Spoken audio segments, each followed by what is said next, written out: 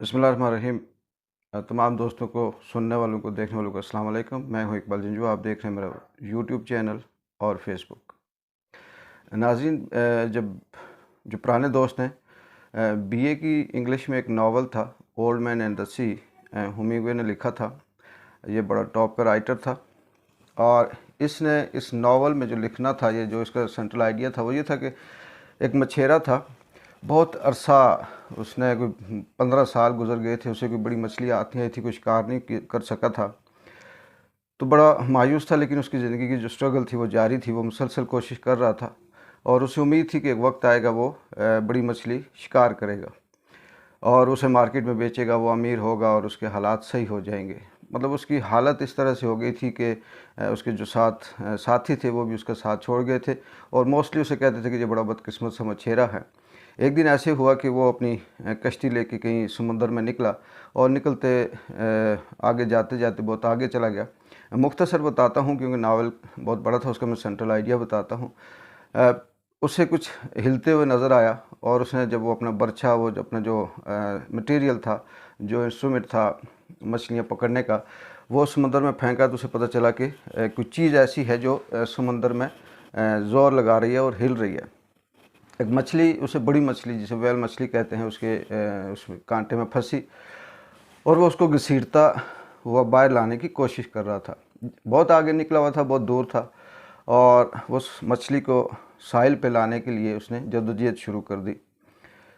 वो इसी दौरान ख्वाब भी बुनता रहा, सोचता रहा कि मेरी किस्मत के दरवाज़े खुल गए, अब इस मछली को मैं बेचूंगा, फ़लाँ मार्केट में इस तरह से इसको सेल करूंगा, मुझे इसके बदले में इतने पैसे मिलेंगे, मैं अमीर हो जाऊंगा, नई कश्ती लूँगा, घर बनाऊंगा और बीवी बच्चों को खुश रखूंगा, मेरे जो दोस्त हैं उनको खाना खिलाऊंगा, खुद खाना खाऊंगा। इस तरह से उसने ख्वाब बुनने शुरू किए। मछली को साहिल पे लाने तक उसे बहुत टाइम लगा, लेकिन इस दौरान हुआ ये कि दरमियान में जब मछली पहुंची समंदर में, जब वो साहिल के आते हुए, तो उसने देखा कि बहुत सी ऐसी मछलियों का एक झुंड आ रहा है जो उस पर हमलावर हो रहा है। वो उस मछली को भी बचाता, बाहर लेके लाने की कोशिश करता और साथ साथ उनको जो हमलावर मछलियाँ थी उनको मारता भी। मज़ीद मुख्तसर करता हूँ कि वो कोशिश करता गया, लेकिन करते करते वो साहिल पे पहुँचा तो जब तक वो सारी मछलियाँ उस मछली को खा चुकी थी और उस मछली का ढांचा बचा हुआ था। और जब वो साहिल पे पहुँचा, उसके जो बाकी दोस्त थे वो ये सोच रहे थे कि ये कामयाब होगा और इसने आज बड़ा शिकार किया है और किस्मत के दरवाजे इसके खुल गए। जब वो पहुंचा तो मायूस तो हुआ, लेकिन उसका जो सर था वो फ़ख्र से बुलंद था, उसकी जो हिम्मत थी वो जवां थी। उसका कहना यह था कि ये शिकस्त नहीं है, ये शिकस्त फ़ातिहाना है, क्योंकि उसकी जो डिटर्मिनेशन थी, जो जुस्तजू थी, जो जदोजहद थी, जो कोशिश थी, जो हिम्मत थी, वो पूरी हुई है। उसने जंग लड़ी है और मछली को साहिल में लाने तक कामयाब हो गया। ये अलग बात है कि रास्ते में बहुत सी मछलियाँ ऐसी थीं जो उस पर हमलावर हुई और उसको खा गई, जिसमें उसका ज़ाती कोई कसूर नहीं था, वो बेबस था, एक अकेला था और हज़ारों की तादाद में मछलियाँ थीं। ज़िंदगी भी इसी तरह से, इंसान जो कोशिश करता है, जुस्तजू करता है, जद्दोजहद करता है, इसमें कामयाबी नाकामी मैटर नहीं करती। मैटर ये कर रहा होता है कि आपने जद्दोजहद कितनी की, कोशिश कितनी की, हिम्मत कितनी की और अपना जो मिशन है, जो मकसद है जिसके लिए आप जद्दोजहद कर रहे हैं, उसमें कहाँ तक कामयाब हुए। हम इसी चीज़ को अगर देखें तो ये जो कौमें हैं, ये जो बच्चे हैं, ये जो हमारी जो नस्ल तैयार हो रही होती है, ये कोई बाहिम्मत पैदा नहीं होती, ये खुददार पैदा नहीं होती, ये बहादुर पैदा नहीं होती। इसको खुददार बनाया जाता है, बहादुर बनाया जाता है, इसको हिम्मत दी जाती है, इसकी ट्रेनिंग, इसकी स्कूलिंग, इसकी कोचिंग, इसकी काउंसलिंग की जाती है, तब ये बहादुर और खुददार होती है। वरना उसी माशरे में भिखारी बच्चे भी होते हैं, उसी माशरे में कमज़ोर बच्चे भी होते हैं, उसी माशरे में बुज़दिल बच्चे भी होते हैं और उसी माशरे में एक बहादुर और ख़ुददार बच्चा भी होता है। और वो जो ख़ुददार बच्चा होता है उसकी तरबियत ऐसी होती है कि वो ख़ुददार होता है। वो भी चाहे तो भीख मांग सकता है, वो भी चाहे तो गरीब हो सकता है, वो भी चाहे तो बुज़दिल डरपोक हो सकता है, वो भी चाहे तो कमज़ोर हो सकता है, लेकिन उसकी जो तरबियत होती है, उसके माँ बाप ने, उसके असातिज़ा ने, उसके दोस्तों ने जो ख़ुददारी की तरबियत उसे दी होती है, उस खुददारी की तरबियत की वजह से वो अपनी ज़िंदगी में मुश्किलें तो बर्दाश्त कर सकता है, लेकिन खुददारी पे कंप्रोमाइज़ नहीं करता। इंतहाई अफसोस के साथ से मैं कहूँगा कि जैसे पाकिस्तान में आजकल एक उद्यम मचा हुआ है PDM की अदम एतमाद की तहरीक चल रही है इमरान खान के ख़िलाफ़। इमरान खान की बेशुमार हज़ारों खामियां होंगी, हज़ारों कमज़ोरियां होंगी, ना अहली होगी, ना लायक होगा, बहुत सी ऐसी चीज़ें होंगी, लेकिन उसकी खुददारी पे, उसकी बहादरी पे, उसकी जो मोहब्बल वतनी है, उसकी जो पैट्रियटिज़म है, उसका जो अपनी कौम, अपने इस मुल्क के लिए जो दर्द है, इसका कोई शक नहीं है।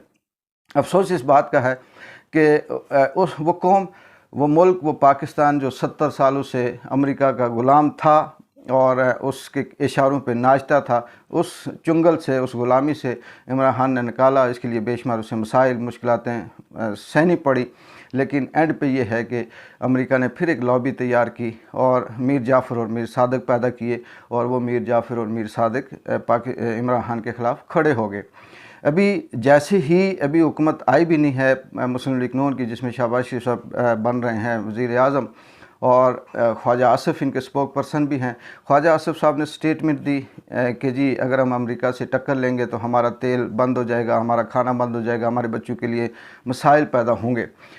और इसी दौरान शहबाज शरीफ साहब ने एक इंटरव्यू दिया अपने टीवी चैनल को। उस टीवी चैनल पे इंटरव्यू देते उन्होंने क्या कहा, ये आप सुनिएगा, इसके बाद मैं आपको आगे बताता हूँ कि उन्होंने क्या कहा। भी नहीं होनी चाहिए। कल ख्वाजा आसिफ साहब ने कहा हम तो अमेरिका के बगैर रह ही नहीं सकते, वो तो वेंटिलेटर है हमारा, हम घुटनों पे आ जाएंगे अगर अमेरिका ने कोई कदम उठा लिया। ऐसे भी अगर करेंगे तो फिर कहां से हम बराबरी की सतह पे ताल्लुकात मेंटेन करेंगे? देखें कि beggars can't be choosers, please understand that. हमें अपनी कौम का पेट पालना है, खुदा की कसम खा के कह रहा हूं। यतीमों के सरों पर दस्ते शफकत। अब ये जो स्टेटमेंट है, इससे वाज़े तौर पे ये पता चलता है कि एक भिखारी किसी से लड़ाई नहीं कर सकता, भिखारी किसी से खुददारी की बात नहीं कर सकता, भिखारी जो है वो किसी वडेरे के साथ टक्कर नहीं ले सकता। हम पढ़ाएंगे, हम लिखाएंगे, हम कौम बनाएंगे, हम रोज़गार देंगे। जब आपके अंदर गैरत ही नहीं होगी, जब आपके अंदर हया नहीं होगी, जब आपके अंदर हिम्मत नहीं होगी, जब आपके अंदर बहादुरी नहीं होगी, तो वो गैरत वो कहाँ से आएगी, वो खुददारी कहाँ से आएगी? तालीम और इल्म क्या सिर्फ बकरियों की तरह, जानवरों की तरह हाँक कर नौकरी और पैसे कमाने के, 2 वक्त की रोटी कमाने का नाम है? अगर यही है तो फिर शायद उनका माटो ठीक होगा।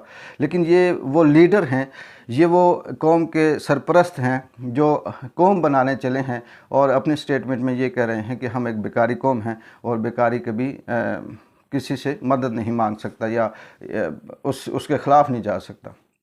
कौमें कैसे तरक्की करती हैं, इसके पीछे बहुत से अनासर होते हैं, बहुत से इंस्टीट्यूट होते हैं, राइटर होते हैं, दानिश्वर होते हैं, मुसव्वर होते हैं, जो अपने अपने तौर पे एक्टर होते हैं, सिंगर होते हैं, जो हर फील्ड में काम कर रहे होते हैं, इंजीनियर होते हैं, डॉक्टर होते हैं, बड़े सरमायादार होते हैं जो खुददारी से अपना काम कर रहे होते हैं, और हर शख्स अपनी फील्ड में अपने तौर पे इस कौम को सुधारने का एक काम कर रहा होता है। हम अगर अपने पड़ोसी मुल्क इंडिया की बात करें, जिसकी आबादी हमसे 7 गुना ज़्यादा है, ख़ुद रकबे के लिहाज से भी हमसे बहुत 7 गुना बड़ा है, और उसके अंदर गुर्बत भी है, बेशुमार मज़ाहिब भी हैं, उसकी जो हुकूमत है उसको हम तनकीद भी करते हैं, लेकिन इसके बावजूद उसकी जो फ़िल्म इंडस्ट्री है वो मुसलसल 70 सालों से, जब से वो ये मुल्क अलग हुआ है, वो अपनी कौम की, अपने मुल्क की बेहतरी के लिए, शऊर की आगाही उजागरी के लिए मुसलसल काम कर रही है। हर वो फितना, वो काम, वो बुराई जो एक माशरे को, एक कौम को ग़ुलाम बनाती है, उसके ख़िलाफ़ वो आवाज़ उठाते हैं और लोगों को वो शऊर आता है। नाना पाटेकर की फ़िल्म का एक क्लिप है, ये आप सुनिएगा कि किस तरह से वो लोगों को ये मैसेज दे रहा है कि ग़ुलामी क्या चीज़ है, और अगर आपने आज आवाज़ न उठाई तो आपकी नस्लें भी इसका ख़मियाज़ा भुगतेंगी, और किस तरह से वो उजागर करता है। इस क्लिप का जो आगे वाला सीन था वो यही था कि जितने लोग वहाँ खड़े होते हैं वो नाना पाटेकर के साथ आ जाते हैं और उसको उस फांसी से बचाते हैं। अंधेरे में रहने की आदत पड़ी है तुमको, गुलामी करने की आदत पड़ी है। पहले राजा महाराजाओं की गुलामी की, फिर अंग्रेजों की, अब चंद गद्दार नेताओं की और गुंडों की। ऊपर वाला भी ऊपर से देखता होगा तो उसे शर्म आती होगी, सोचता होगा मैंने सबसे खूबसूरत चीज बनाई थी, इंसान। इंसान नीचे देखा तो सब कीड़े बन गए, कीड़े। कीड़े रेंगते रहो, सटते रहो और मरो। आए और गए, खेल खत्म। क्यों जिए मालूम नहीं, क्यों मरे मालूम नहीं। सब साले मुर्दे, जिंदा लाशें। ध्यान में रखना, तुम्हारी ये खामोशी कल तुम्हारे बच्चों के लिए रोना बन जाएगी।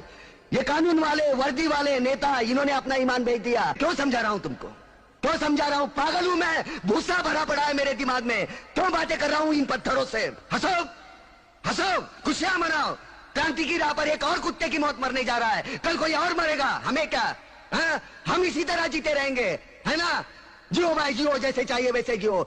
ये नाज़रीन आपने देखा, ये वो कौमें होती हैं जो अपने उस कमज़ोर, बुज़दिल और ख़ुद जिसे कहते हैं कि बेकारी कौम को ज़मीन से उठाकर आसमान तक ले जाते हैं और ख़ुददारी उसके अंदर आती है।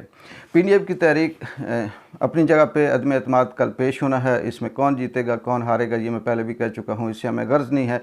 लेकिन अफसोस ये होता है कि माँ बाप अगर वो बुज़दिल हों, बच्चों के लिए, औलाद के लिए जो सबसे बड़ा माँ बाप का सरमाया होता है वो उनकी खुशहाली के साथ साथ उनकी ख़ुददारी होती है।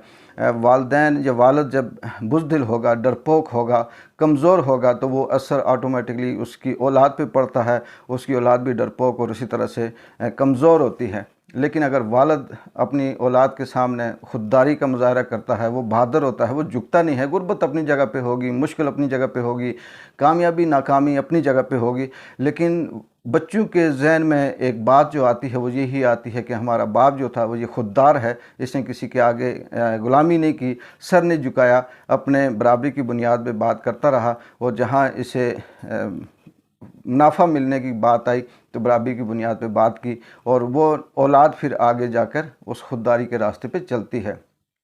कल तक क्या होता है ये तो वक्त बताएगा, लेकिन एक चीज़ तय है कि अल्लाह ताला इमरान खान की ज़िंदगी लंबी करे, कोई ऐसा हादसा ना हो। जिस तरह से प्लानिंग की जा रही है, जिस तरह से असैसिनेशन की बातें आ रही हैं, आने वाले वक्त में अगर हम इसी तरह से रहे तो ये जिस तरह से हमें ग़ुलामी की तरबियत दी जा रही है, जिस तरह से बात की जा रही है, तो मुझे लगता है कि ये कौम एक वक्त आएगा कि ख़ुद अपनी खुददारी के लिए निकलेगी और फिर वो इसके लिए आवाज़ उठाएगी और उनके पास एक ही शख्स होगा और वो इमरान खान होगा। और इमरान खान जब दोबारा आएगा तो वो उस पावर से आएगा जो पावर उसे चाहिए।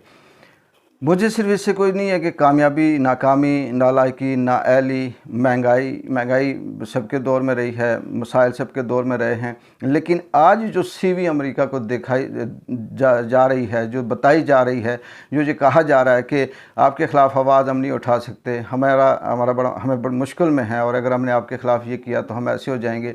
यही अगर हम 22 करोड़ आवाम को ये मैसेज दे रहे हैं कि आप एक ग़ुलाम हैं और ग़ुलाम कौम के ग़ुलाम जो लीडर हैं आपके वो ग़ुलाम हैं और ये सोच ग़ुलामाना किस्म की है और इसी को लेके आप पैदा हुए और इसी को लेके आप मरेंगे। अगर यही सोच है तो इस ऐसे लीडरों से, ऐसे सियासतदानों से मैं ये कहता हूँ कि हमें अगर जंगलों में छोड़ दिया जाए तो वो बेहतर है। कल तक के लिए क्या डेवलपमेंट होती है, कल जो सरप्राइज़ आता है वो क्या आता है, क्या कोई अर्ली इलेक्शन की तरफ बात जाती है या फिर इसी तरह से नो कॉन्फिडेंस के वोट के बाद इमरान खान नाअहल या होकर बाहर आता है, उसके बाद उसकी क्या स्ट्रेटजी है, ये वक्त के साथ इंशाल्लाह आपको अपडेट करेंगे। तब तक के लिए इकबाल जंजू को इजाज़त दीजिए। अल्लाह हाफ़िज़।